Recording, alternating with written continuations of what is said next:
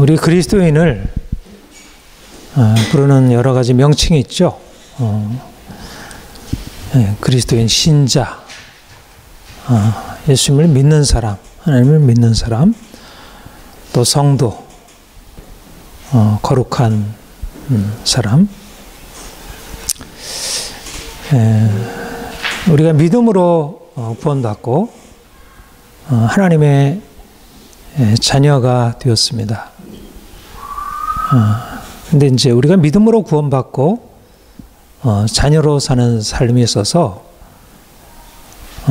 중요한 것은 어떻게 사느냐, 우리가 삶을 어떻게 사느냐가 중요하다는 것입니다.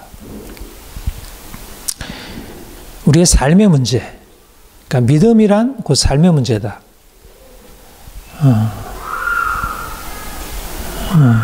여러분, 어떻게 믿음으로 사는 삶이 무엇일까요? 그것은 바로 예수님처럼 사는 것입니다. 우리가 믿음으로 말미암아 구원받았다는 것은 우리가 이전에 살아갔던 삶에서 이제는 예수님처럼 살아가는 삶으로, 예수님이 우리를 부르신 이유는 우리가 이 땅에 사는 동안 우리가 이전에 살던 삶을 바꾸어 이제 예수님처럼 사는 사람.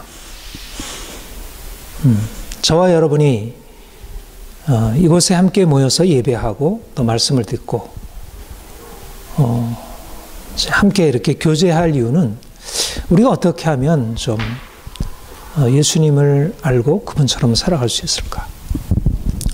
예수님처럼 사는 사람들을 우리가 제자라 그렇게 얘기를 합니다.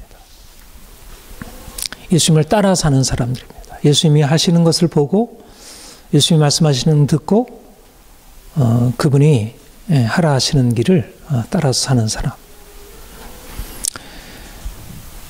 예수님이 이 땅에 어떻게 사셨는가? 예수님은 이 세상을 거슬러 사셨습니다. 예수님이 이 세상에 오신 것은 이 세상이 어둡고 사람들이 잘못 살고 있었던 것이. 그래서 사람들이 사는 그와 같은 삶에서 그대로 살면 죽음에 이를 수밖에 없기 때문에 예수님이 이 땅에 오셔서 진정으로 살아가야 할 삶의 길을 가르치셨고 그렇게 사셨고 또 사람들을 부르셔서 그렇게 살도록 이끄셨습니다. 그걸 제자라 이렇게 얘기를 합니다. 그러니까 우리가 예수를 믿는다는 것은 그분의 제자가 된다는 것이고, 제자가 된다는 것은 세상을 거슬러서 사는 것입니다. 예수님의 제자들이 예수님이 그렇게 사시다가 십자가셨고, 예수님이 부르신 제자들 역시 예수님을 따라 살다가 십자가 여러 가지 많은 고난을 당해야 했고, 또 사도 바울도 그러했고, 우리 역시 이제 그렇게 살도록 부름을 받았습니다. 그런데 어떤가요? 오늘날 사람들이 예수를 믿고 하나님의 자녀가 되었다고 생각하지만, 그러나 삶에서 자신을 제자라고 생각하고 그렇게 사는 사람들이 너무나 적죠. 세상의 삶의 방식을 버리고 다르게 사는 사람들이 너무나 적습니다.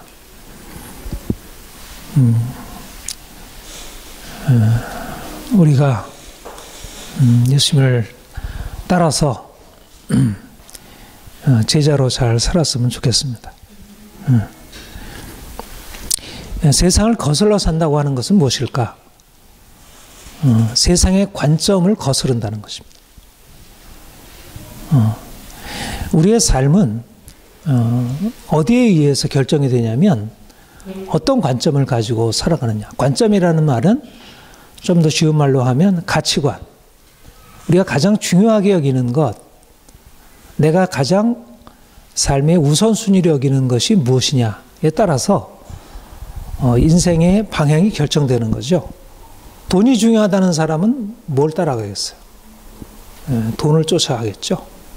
돈 많이 버는 그런 직업을 택하고 그런 회사에 들어가고 그런 일들을 날마다 머릿속에는 돈이 들어있겠죠. 인간관계가 중요한 사람은 늘 사람들이 마음속에 있을 것입니다. 또 인생의 즐거움, 이것이 있는 사람들은 늘 인생의 즐거움, 어떻게 하면 인생을 좀 재미있게 살까? 우리 요즘에 우리 많은 사람들이 인생의 즐거움이 중요한 인생의 가치가 되어 있죠. 이런 것들을 관점이라 얘기를 합니다. 말하자면 예수를 믿는다는 것은 이전에 우리가 가지고 있었던 가치, 이전에 가지고 있었던 인생의 중요한 의미들이 바뀌어져 이제는 다른 것을 중요하게 여기고 다른 것을 추구하게 되는 것입니다. 우리가 지난주에도 홍 목사님을 통해서 말씀을 들었지만 사도 바울이 예수님을 만난 뒤로 그가 복음의 사역자가 되었는데 근데 그 복음의 사역자가 되는 데 있어서 가장 중요한 게 뭐였냐면 그의 관점이 바뀌어진 것입니다. 그리고 그가 전한 복음의 핵심은 뭐냐면 너희가 다르게 보고 다르게 생각하라는 것입니다. 사도 바울이 예수님을 만나기 전에 그는 우리가 잘 알듯이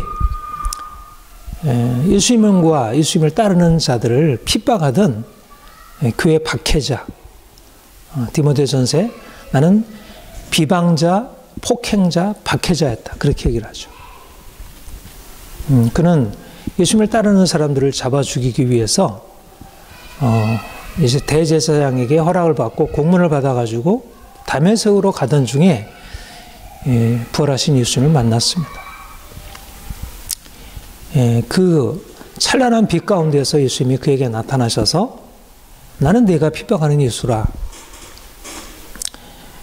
그는 예수님의 음성을 들었고 그의 놀라운 영광을 보게 되었습니다.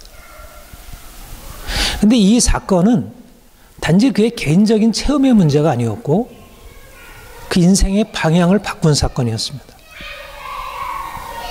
사실 우리의 삶에 있어서 어떤 사건이 중요한 계기가 되죠.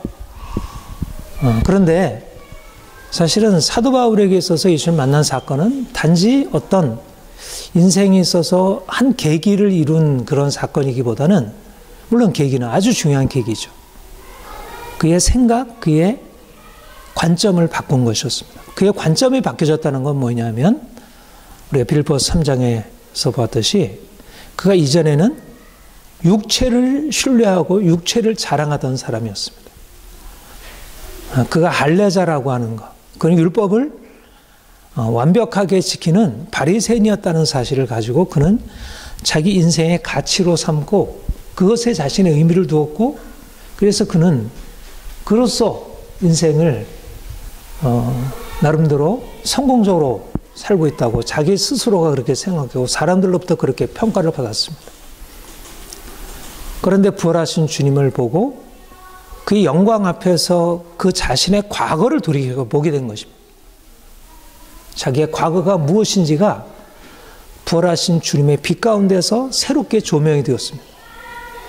그래서 알게 되었던 것은 뭐냐면 그가 이전에 자랑하던 그가 할례자라고 하는 것, 그가 율법을 완벽하게 지켰다는 것, 그것이 전혀 가치가 없는 하나의 육체의 자랑이고 그것은 배설물과 같다는 것을 깨닫게 된 것입니다. 이것이 바로 사도 바울에게 일어난 관점의 전환. 그 이전에 그가 가지고 있었던 인생의 중요한 가치, 할례자라고 하는 그 인생의 가장 중요한 가치가 이제 주님 만난 이후로 더 이상 중요한 것이 되지 않은. 그래서 이제 그가 나아가서 복음을 전할 때 그가 바로 전한 복음이 바로 그것이었습니다. 율법의 행위로 말미암지 않고 오직 믿음으로 말미암아 의롭다함을 받는다는, 말하자면 할례자가 된다는 것, 이것이 하나님 앞에 우리를 세우지 못하고 하나님과의 관계를 그것이 보장해 주지 않는다는 것. 중요한 것은 예수를 믿음으로 말미암아 그분과의 관계 안으로 들어가는 것이지, 내가 할례를 받았다는 것, 또 율법의 여러 가지 규정들을 지켜 행했다는 것은 중요하지 않다는 것을 깨닫게 되었고, 그것을 전했습니다. 그로 말미암아 그가 달라진 관점으로 그가 복음을 전했을 때 이전의 관점을 가지고 있는 유대인들로부터 그는 박해를 받았고, 그는 큰 고난을 받게 되었습니다. 바로 이것이 우리가 세상을 거슬러 가는 삶의 방식입니다. 우리가 주님을 만난 뒤로 우리가 이전에 가지고 있었던 우리의 생각, 우리의 가치관, 이전에 중요하게 여기던 것, 이전에 자랑하던 것, 이전에 신뢰하던 것이 이제 더 이상 중요하지 않다는 것을 깨닫게 되고, 그래서 그 삶의 방향을 돌이키게 되는 것. 저는 주님을 만난 뒤로 이 주님이 가장 귀한 분이라는 것, 그리고 주님 외에는 다른 것은 다 지나가는 것이라는 사실을 깨닫게 되고, 그래서 이제 주님을 추구해 왔고, 지금도 추구해 가고 있고, 또 여러분들이 함께 그 길로 가기를 소망하고 있습니다. 우리가 더욱더 이제 세상을 거슬러서 진정으로 주님처럼 살아가기 위해서 이제 주님을 만나고 더 깊은 진리 안으로 들어가기를 원합니다. 오늘 본문에서 사도 바울이 소명받은 자의 삶을 말씀하고 있습니다. 본문에 거듭해서 부르심에 대해서 말씀하고 있습니다. 17절에 보면 오직 주께서 각 사람에게 나눠주신 대로 하나님이 각 사람을 부르신 그대로 행하라. 20절 각 사람 부르심을 받은 그 부르심 그대로 지내라. 24절 형제들아 너희는 각각 부르심을 받은 그대로 하나님과 함께 가라. 조금 표현은 다르지만 부르심을 받은 그대로, 부르심대로 그대로 지내라, 이렇게 말씀하고 있습니다. 부르심을 받는다는 것, 부르심이라는 게 뭐죠? 부르심. 하나님이 우리를 불렀고 우리가 부름 받았다는 거죠. 왜 불렀나요? 우리를 하나님의 자녀, 천국 백성, 새로운 피조물, 성도, 새로운 삶으로 살게 하시려고 부르신 것입니다. 그가 우리를 부르셨다는 것, 거기에서 우리 인생의 방향이 달라지게 되고 우리 인생의 신분이 근본적으로 변화된 것입니다. 부르심이 말하자면 우리의 구원의 시작이고 거기서부터 인생의 새로운 정체성이 시작이 되는 것입니다. 구원이라고 하는 것은 주님이 우리를 찾아오셔서 누구야? 우리를 불러주시는 그 부르심으로부터 시작이 됩니다. 그걸 한자로 우리가 소명이라 그렇게 얘기를 하죠. 소명, 부르심 같은 말입니다. 헬라어로는 클레시스라는 클레시스라는 말입니다.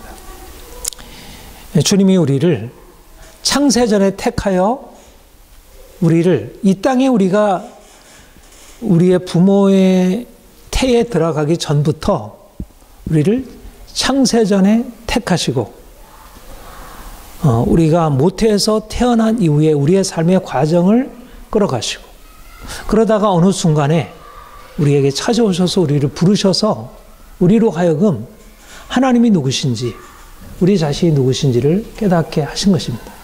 물론 우리가 예수를 믿게 된 것은 태어날 때 부모님이 예수를 믿었기 때문에 또 친구를 통해서 이러저러한 계기를 통해서 예수를 믿게 되었지만 그러나 그 모든 것은 하나의 방편이고 실질적으로 우리를 부르신 분은 하나님 자신이시고 성령님이 우리 안에 행하신 일입니다. 부름이 소명이 우리의 인생의 시작을 결정합니다.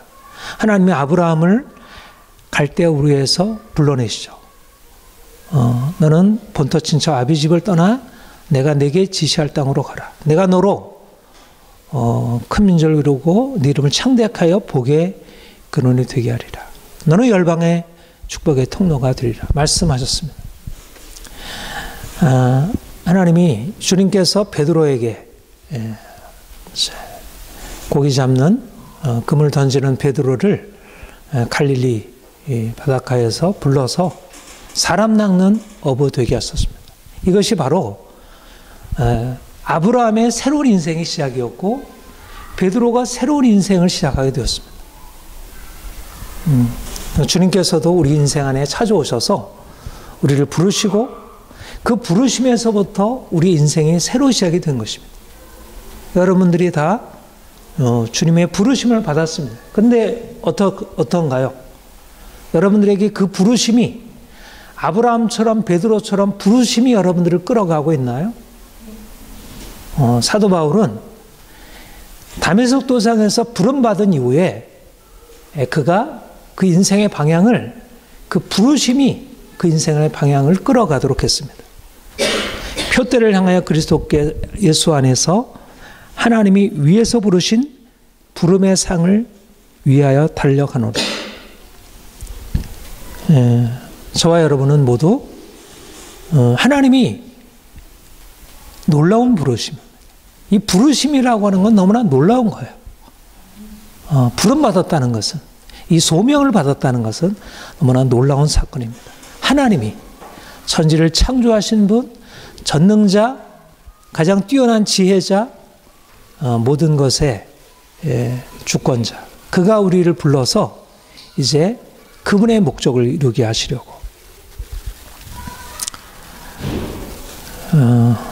여러분, 소명받은 자로 사시를 축복합니다. 주님의 부르심이, 주님의 소명이 우리 인생을 끌어갈 수 있기를 소망합니다. 그러면 부르심 그대로 지내라. 부르심이라고 하는 것이 하나님이 우리를 불러 무엇인가로 우리를 이끌어 가신다고 한다면 그대로 지내라는 말은 무엇을 의미할까? 거듭해서 반복해서 부르심 그대로 지내라는 말은 무엇을 의미할까? 본문 18절 우리 한번 같이 읽어볼까요? 시작. 할례자로 부르심을 받은 자가 있느냐? 멀례자가 되지 말며 멀례자로 부르심을 받은 자가 있느냐? 할례를 받지 말라. 이것이 바로 부르심 받은 그대로 지내라는 말입니다. 할례자, 유대인은 이방인, 무할례자처럼 되지 말라. 또 무할례자 이방인이 굳이 할례를 받아서 유대인처럼 될 필요가 없다. 말하자면 어떤 사람은 할례자로 태어나고 어떤 사람은 무할례자로 태어나는데 무할례자가 굳이 예수를 믿었다고 해서 할례를 받을 필요가 없고 또 할례자 유대인들이 예수를 믿고 나서 굳이 무할례자처럼 살 필요는 없다. 각 사람은 자기가 가지고 있는 그 자리에서 주님을 섬기라. 말하자면 여러분들이 한국인으로 태어나고 여자로 태어나고 어떤 삶의 조건 속에서 태어났으면 그 조건 속에서 하나님을 섬기면 된다. 굳이 다른 것이 될 필요는 없다. 말씀한 것입니다. 종과 자유인의 경우에도 동일하다. 종으로 있느냐? 염려하지 말라. 종으로 있는 것이 자유인이냐? 자유인도 마찬가지고 종으로도 마찬가지고 자신이 가지고 있는 육체적인 조건 안에서 그냥 머물러 있으라는 것입니다. 왜 그럴까요? 그게 중요하니까. 그것은 너의 정체성이니까. 거기에 머물러야 너의 진정한 너의 삶이 비로소 가능하니까. 물론 그 의미가 없지 않습니다. 그러나 중요한 것은 뭐냐면 할례자냐 무할례자가 중요한 게 아니라 오히려 중요하지 않기 때문에 그렇다. 이게 굉장히 역설적인 말이죠. 19절에 그렇게 그 이유에 대해서 그렇게 얘기를 하고 있습니다. 할례 받는 것도 아무것도 아니요 할례 받지 않는 것도 아무것도 아니로되. 왜 할례자가 굳이 무할례자가 될 필요가 없고 무할례자가 굳이 할례자가 될 필요가 없냐면 할례자이든 무할례자이든 중요한 것이 아니기 때문에, 그것은 아무것도 아니기 때문에 무슨 말인지 이해가 되시겠어요? 제가 조금 전에 말씀드린 대로 사도 바울이 주님 만나기 이전에 그의 관점이 변화되었다고 했어요. 이전에 주님 만난 이후에 그 관점이 변화되었다고 했습니다. 그 이전엔 그는 할례자를 자랑하던 사람이었습니다. 그에게 있어서 할례가 너무나 중요했고, 그래서 믿는 사람들이 할례자인데도 불구하고 무할례자와 함께 먹고 마시고 하는 것에 대해서 도무지 견딜 수 없었고, 이 예수 때문에, 예수를 믿는 이 예수교 때문에 이게 유대교의 이 율법이 심각하게 지장을 받는다고 생각하고 그들을 핍박했던 것입니다. 그런데 주님 만나고 나서 자신이 그렇게 중요하게 여기던 할례자 그리고 무할례자의 구분이 주님 안에서 더 이상 중요하지 않다는 것. 할례자와 무할례자가 아무것도 아니라는 것. 무할례자가 굳이 할례자가 되어야 하나님 백성이 되는 게 아니라는 사실을 깨닫게 된 것입니다. 이것은 굉장히 충격적인, 사도 바울에 있어서 지진과 같은 엄청난 혁명적인 변화를 의미했던 것입니다. 그의 이전에 가지고 있었던 가장 중요했던 가치가 무너져 내리고 이제 새로운 가치가 들어선 것입니다. 할례자가 아무것도 아니고 무할례자가 아무것도 아니다. 주님 만난 이후에 그의 관점이 변화되어서, 그렇기 때문에 무할례자가 굳이 할례자가 될 필요가 없고 할례자가 무할례자가 될 필요가 없다는 것. 이전에 가지고 있었던 것은 무엇이든지 간에 그것은 그냥 주어진 것이고, 그것을 굳이 바꾸어서 내가 다른 사람이 되어야 비로소 내가 하나님을 잘 섬기는 게 아니라는 것입니다. 그 이전에는 무할례자가 할례자가 되어야 했습니다. 어떻게든지 자신을 바꾸어야 했습니다. 그런데 이제 할례자가 무할례자보다 더 높은 것이 아니기 때문에 굳이 무할례자가 할례자가 될 필요가 없다는 것. 이게 바로 그대로 지내라는 의미입니다. 그대로 지내라는 말은 이전에 가지고 있었던 대로 그대로 살아가라는 말이 아니라 우리의 이제까지 가지고 있던 관점을 내려놓으라는 것입니다. 말하자면 육체를 신뢰하던 것에서 이제 더 이상 그것에 인생의 의미를 두고 살지 말라는 것입니다. 사람들이 어떻게 살아가죠? 사람들은 모두 다 사도 바울에게 있어서 할례가 중요했다면 오늘날 중요한 게 무엇입니까? 돈이 중요하죠? 건강이 중요하죠? 외모가 중요하죠? 그리고 지식이 중요하죠? 인간관계가 중요하죠? 말하자면 사람들이 자랑하고 신뢰하는 육체의 것들이 있습니다. 말하자면 내가 가난하면, 내가 부하지 않으면 내 인생에 행복하지 못한 거야. 내가 지식이 없으면 지식을 가지고 있어야 행복한 것입니다. 말하자면 내가 무할례자로서 할례자가 되어야 하고, 돈이 없는 자로서 돈을 가진 자가 되어야 하고, 뭔가 인생에 있어서 밑바닥에 있는 데서 높은 곳에 올라가야 되지, 내가 이대로 있으면 인생이 불행한 것입니다. 말하자면 사람들은 자기 인생의 외적인 조건을 바꾸어서 비로소 인생이 행복할 수 있다, 이렇게 생각을 합니다. 그런데 주님이 우리에게 말씀하는 것은 우리가 제자로서 세상을 거슬러 가는 것이라 무엇일까? 더 이상 이제까지 중요하게 여기던 것을 더 이상 중요하게 여기지 않고 그것을 내려놓고 그대로 지내는 것입니다. 종이냐? 종으로 그대로 지내라. 종이라도 죽게 받은 종이라도 종으로 부르심을 받은 자는 주께 속한 자유인이요, 자유인으로 부르심 받은 자는 그리스도의 종이니라. 말하자면 내가 종이냐 자유자라고 하는 그런 신분보다 중요한 것이 하나님이 우리에게 주신 새로운 정체성. 우리는 종이라도 주께 속한 자유인이라는 것. 내가 종이라서 다른 사람 밑에서 다른 사람 섬기는 일을 한다 할지라도 그럼 인생이 비참하고 보잘것없어 보이잖아요. 그런데 하나님이 나를 부르신 이 부르심이라는 새로운 조건이 내 인생 안에 들어오고 내가 주께 속해 있기 때문에 이미 자유인이라는 것입니다. 그래서 세상 우리에게 주어진 삶의 조건 속에서 하나님이 우리에게 주신 것들을 그냥 받아들이고 그 안에 감사하며 살아갈 수 있습니다. 이것이 바로 우리가 세상을 거슬러가는 삶의 방식입니다. 여러분, 우리의 삶에 주어진 모든 조건들은 하나님이 허락하신 것들입니다.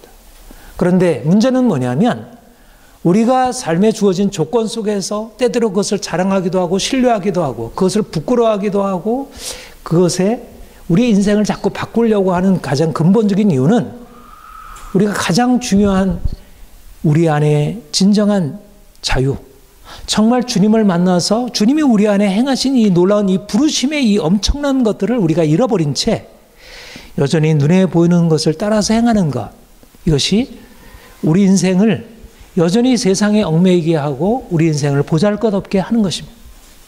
이제 초점은 우리의 삶의 방향성은 무엇입니까? 주님이 우리를 부르신 부르심이 우리를 어떻게 변화시켰는지, 내가 주님 안에서 어떤 존재가 되었는지, 그리고 그 부르심이 나를 어디로 이끌어가는지, 그것이 중요한 것입니다. 날마다 우리가 주님을 만나고 주님 안에서 우리 자신을 보아야 내 인생에 대해서 새로운 긍정이 일어나게 되는 것이에요. 내가 가지고 있는 외적인 조건이 나를 긍정하게 하는 것이 아니라 그것이 나를 자랑하게 하고 그것이 나를 염려하고 슬퍼하게 하는 것이 아니고 주님이 나를 부르셨다는 것. 그가 나의 주가 되셨고 그가 나와 함께 하시고 그분 안에서 내 인생이 새롭게 되었다는 사실 안에 우리가 세상 사람들과 다른 삶을 살아갈 수 있습니다. 우리가 어떻게 살아야 합니까? 우리의 외적인 조건이 우리 인생을 끌어가는 것이 아니라 부르심이 우리를 끌어가는 것입니다. 부르심이. 인생의 방향을 부르심이 끌어가는 것입니다. 내가 세상 속에서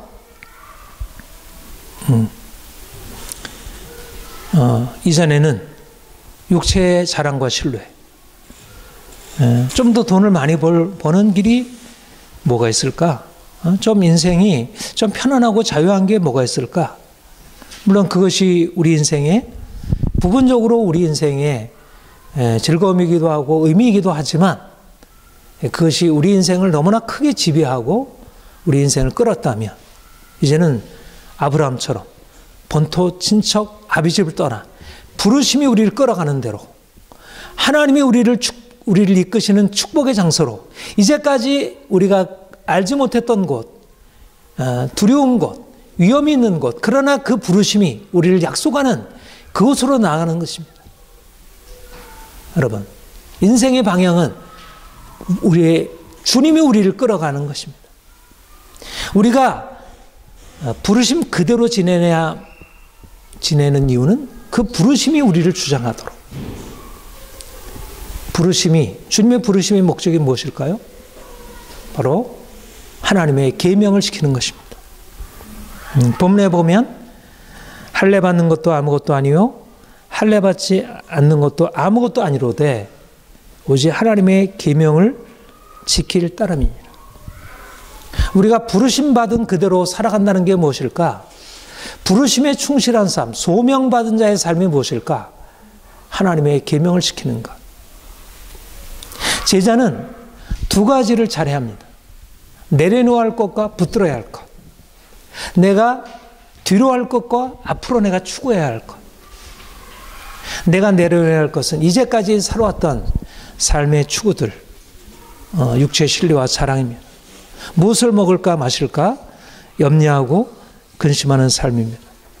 이제 우리가 주님 만난 뒤로 우리가 추구할 것은 하나님의 뜻, 하나님의 계명을 따라 사는 것입니다. 그가 우리를 택하여 부르셔서 그가 우리를 사랑하시고 그가 우리에게 놀라운 축복을 주시려고 이렇게 살아라 저렇게 살아라 명령하는, 여러분, 하나님의 명령은, 하나님의 계명은 어떻게 보면 무겁게 여겨질 수 있습니다. 내 마음대로 하고 싶은데, 내 욕심대로 하고 싶은데, 내가 자유롭게 살고 싶은데, 근데 하나님이 이렇게 하지 마라, 이렇게 살아야 돼. 어린아이가 말을 잘 안 듣죠. 우리 자녀들 보면 말을 진짜 잘 안 들어요. 왜 잘 이렇게 안 들을까? 근데 그게 바로 우리가 그렇게 살아온 삶의 방식이에요. 우리는 여전히 우리 자녀들이 말 안 듣는 것에 대해서는 화가 나고 저래서는 안 되는데 싶지만 우리 또한 하나님의 명령, 하나님의 계명을 지독하게 안 듣고 자기 고집대로, 자기 생각대로 살아가는 것이. 할례와 무할례는 아무것도 아니로되 하나님의 계명을 지킬 따름이니라. 하나님의 계명을 지키는 것이 중요하다는 것입니다. 하나님의 계명을 지키는 게 무엇일까? 하나님의 계명은 하나님을 사랑하고 이웃을 사랑하는 것입니다. 사랑하며 사는 것입니다. 우리가 이제까지 내 욕심대로 내 만족대로 살았다면 이제 하나님을 사랑하고 또 하나님이 나를 사랑하신 것처럼 나도 가족을 사랑하고 이웃을 사랑하고 사랑을 베풀며 살아가는 것입니다. 할례를 추구하고 세상의 육체를 추구하는 것의 기본적인 핵심은 나르시시즘, 자기 사랑입니다. 모든 육체의 추구의 근본은 자기입니다. 자기 사랑이 자리 잡고 있습니다. 그런데 우리가 주님을 만나고 주님이 우리 안에 오셔서 그 부르심이 우리를 이끌어가는 방향성은 하나님이 우리를 사랑하신 것처럼 우리도 하나님을 사랑하고 하나님의 계명을 지켜 또 이웃을 사랑하는 것입니다. 이제까지 우리가 불순종의 삶을 살아왔습니다. 그래서 우리가 저주 아래에 있었고 하나님의 진노 아래에 살아왔습니다. 그런데 이제 주님이 우리를 이제 그분의 부르심의 목적, 이제 하나님의 계명을 지켜 예수님처럼 살아가는 것, 그렇게 정말 너무나 아름다운 인생을 살아가는 것. 그게 가능할까요? 우리로서는 불가능한 일이지만 주의 성령께서 우리 안에 오셔서 우리로 하여금 계명을 지켜 거룩하고 흠이 없는 삶을 살게 하십니다. 우리가 이렇게 살아가게 되면 세상의 종, 사람들의 종이 되지 않을 수 있어요. 내가 내 욕심대로 살고 육체를 추구하게 되면 결국 육체적으로 나보다 뛰어난 사람 밑에 결국 종속되어 살아갈 수밖에 없어요. 그런데 우리가 하나님의 말씀에 순종하고 하나님의 뜻을 따라 살면 세상이 두렵지 않고 사람들이 우리를 함부로 어떻게 대할 수 없는 거예요. 내가 비록 다른 사람 밑에서 수종드는 종이라 할지라도 주인이 함부로 할 수 없어요. 왜냐하면 내가 섬기는 분은 하나님이시기 때문에 하나님을 섬기는 하나님의 종과 하나님의 자녀들을 세상이 어떻게 하지 못하죠. 이것이 바로 세상에서 자유케 되는 비결입니다. 하나님의 계명에 불순종하게 살고 있기 때문에 불순종하며 살고 있기 때문에 오늘날 우리의 삶이 고달프고 괴롭고 너무나 비천하게 되어지게 됩니다. 사랑하는 성도 여러분, 주님이 우리를 제자로 부르셨습니다. 주님처럼 살라고.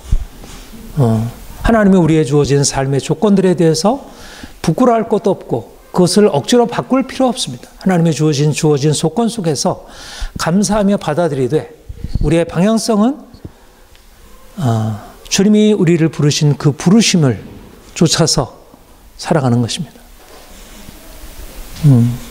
병사로 모집한 자는 자기 일에 얽매이는 자가 없나니 이는 자기 모집한 자를 기쁘게 하려 합니다.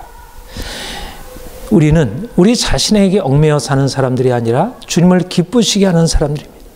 우리가 좀 더 내 인생의 방향을 어떻게 하면 주님을 좀 더 기쁘시게 할까? 어떻게 주님의 말씀에 순종하여 그분의 목적을 이루어드릴까? 하나님의 계명에 철저히 순종함으로 그분을 기쁘시게 하고 또 우리 인생이 예수님처럼 보다 높은 그런 목적에 합당하게 되어지기를 소망합니다.